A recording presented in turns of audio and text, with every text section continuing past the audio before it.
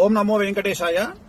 So ఒక 3 రోజుల కింద నాగ చైతన్య శోభిత ధూళిపాల జాతకాన్ని నేను విశ్లేషించడం జరిగింది. దాని మీద చాలా తీవ్రమైనటువంటి డిబేట్లు అవన్నీ సాగుతా ఉన్నాయి.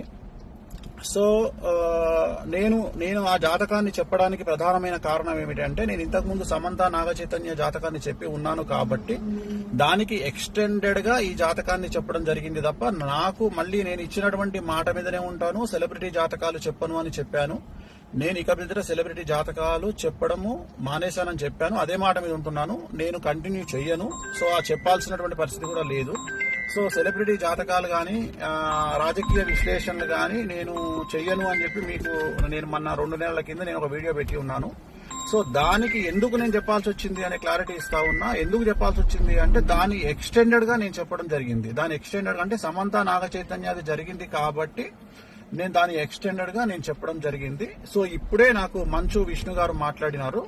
సో మా ప్రెసిడెంట్ మంచు విష్ణు గారు మాట్లాడినారు. నేను వారికి కూడా నేను క్లారిఫికేషన్ ఇవ్వడం జరిగింది. సో నేనేం చెప్పానంటే, ఇక మీదట నేను సెలబ్రిటీ జాతకాలు కానీ రాజకీయ జ్యోతిష్యాలు కానీ పర్సనల్ ఎవరికి సంబంధించినటువంటి వ్యక్తిగతమైనటువంటి అంటే సెలబ్రిటీ జాతకాలని విశ్లేషించేటువంటి అవకాశం లేదు. అది చెప్పను.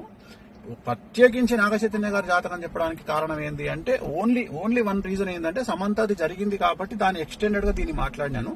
అంతే తప్ప ఇక మీదట నా నుండి మీరు సెలబ్రిటీ జాతకాలు నేను చెప్పను అని చెప్పాను. అదే మాట మీద ఉంటున్నాను. సో మంచు విష్ణు గారితో కూడా ఇప్పుడే మాట్లాడినాను. మాట్లాడితే సార్ మాట్లాడినారు. సో చెప్పాను నేను ఇది పరిస్థితి అంటే, ఆయన కూడా వెరీ గుడ్ డిసిషన్ స్వామి గారు అని చెప్పారు.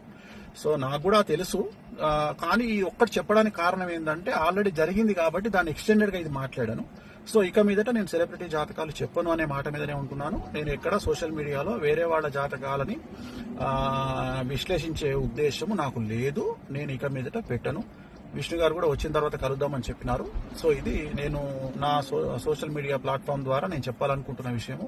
ఇది డిసిషన్ అయిపోయింది. నేను ఓన్లీ బికాస్ ఆఫ్ అది ఎక్స్టెన్షన్ కాబట్టి సమంత ఇష్యూ, అందుకని చెప్పాల్సి వచ్చింది. అంతే తప్ప ఇక మీదట నా నుండి ఇలాంటివి మీరు ఎక్స్పెక్ట్ చేయలేరు. నేను చెప్పను కూడా. ఎలాంటి సెలబ్రిటీకి సంబంధించినటువంటి చెప్పాల్సినటువంటి పరిస్థితి నాకు లేదు. నేను చెప్పను. ఓం నమో వెంకటేశాయ.